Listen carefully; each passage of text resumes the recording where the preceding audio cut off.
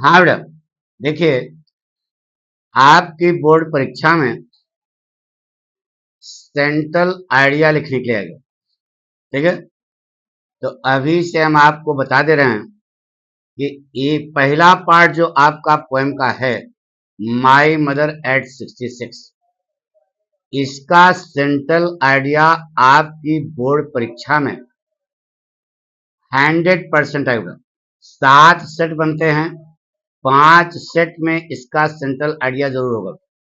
इसलिए आप इस सेंट्रल आइडिया को खूब अच्छे ढंग से क्या कर लें, तैयार कर लें, पहली बात।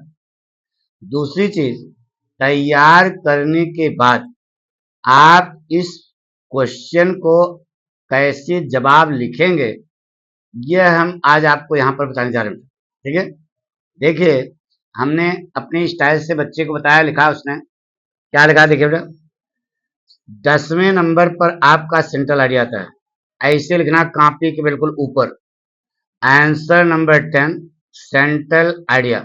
ठीक है, अब किसका सेंट्रल आइडिया लिख रहे हो, इसी स्टाइल से द पोएम, पोएम का नाम आप लिखेंगे आगे, यानी काली स्केच से हेडिंग पड़ेगी और नीले जल से आपको पूरी कॉपी लिखनी है, तभी जा करके आपको स्कोर होता है।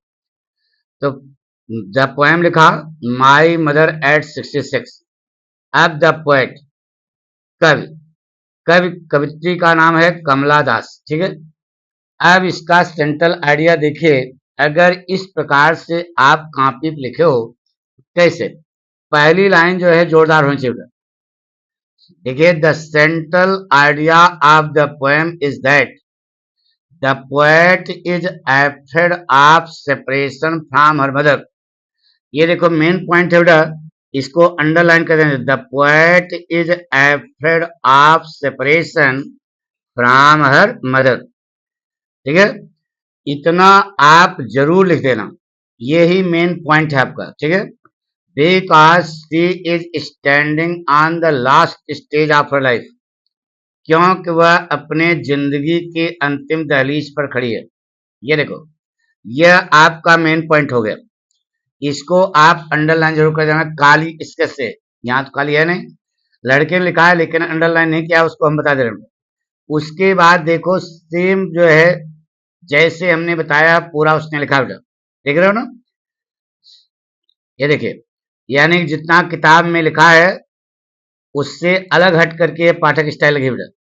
ठीक है, तो इसके बाद फिर जब पूरा आप लिख लेना, तो मेन पॉइंट फिर क्या है, लास्ट में आपको फिर मिलेगा जो जोर डालेंगे, in spite of having drops of tear in her eyes she keeps on smiling to encourage her mother. ये देखो बेटा मेन पॉइंट आपका ये भी है, ये जो मेन पॉइंट है इसको आप कॉपी पर अगर अंडरलाइन नहीं करोगे तो एग्जामिनर कैसे ध्यान देगा। तो जहां जहां मेन पॉइंट है उस पर आपको क्या करना है, ध्यान देना। ठीक है, अब एक चीज और बताएं बेटा, अगर इससे संबंधित आपको कोई हिंदी में, संस्कृत में या अंग्रेजी में कोई कोटेशन आपको मालूम है, तो वह नीचे आप कोटेशन लिख दो, तो उस जवाब में 4 चांद लग जाता है बेटा। ठीक है, देखिए एक हमने कोटेशन लिखवाया कि अभिवादनशीलस्य नित्यम वृद्धोपसेवन चत्वारि तस्य वर्धन्ते आयु विद्या यशो बलम।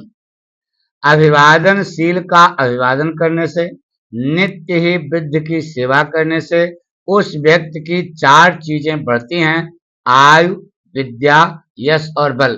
तो जब इस प्रकार से आप लिखोगे तो बताइए एग्जामिनर कहां से कहां नंबर काटेगा, मजबूर है पूरा नंबर देने के लिए, तो वह पूरा का पूरा नंबर आपको बोर्ड परीक्षा में देगा।